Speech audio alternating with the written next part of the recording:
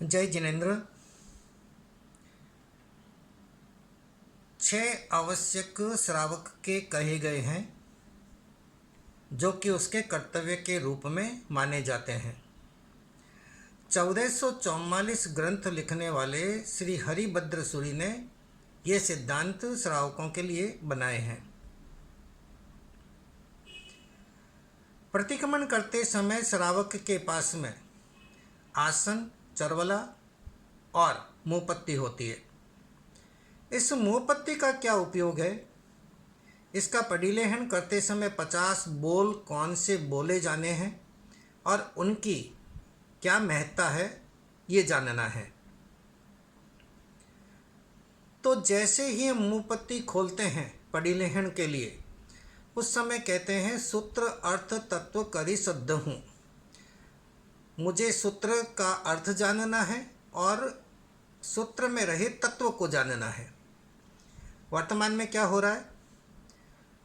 सूत्र के अर्थ का पता नहीं है, तत्व तो बहुत दूर की बात है। जब तक तत्व नहीं जानेंगे, धर्म क्रिया करने का इच्छित फल हमें मिलेगा नहीं। तत्व जानने के लिए आगे के बोल हैं। सम्यक्त्व मोहनीय, मिश्र मोहनीय और मिथ्यात्व मोहनीय। ये क्या है? परिहरूं। मिथ्यात्व मोहनीय क्या है? गलत को सही और सही को गलत मानना। मिश्र मोहनीय क्या है? थोड़ा जानने के बाद कुछ को सही मानना और बाकी को गलत मानना। सम्यक्त्व मोहनीय क्या है?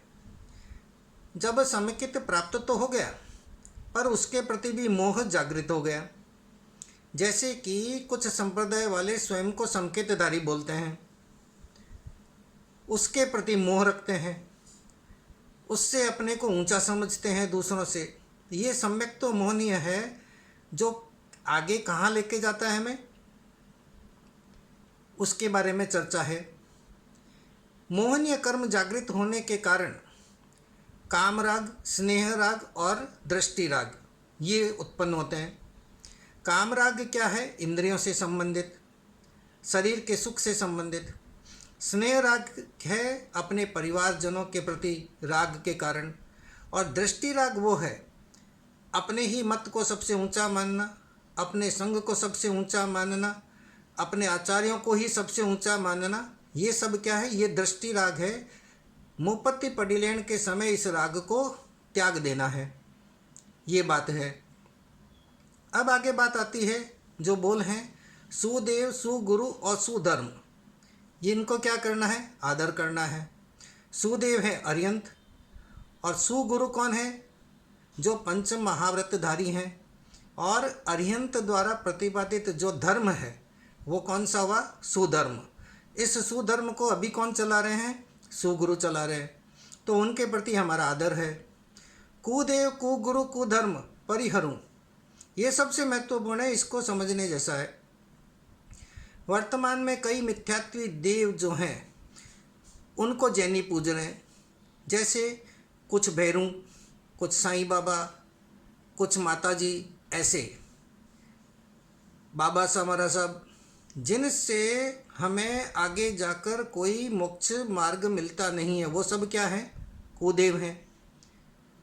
उनका प्रचार करने वाले, चमत्कार दिखाने वाले जो भी हैं वो कौन है? कुगुरु हैं।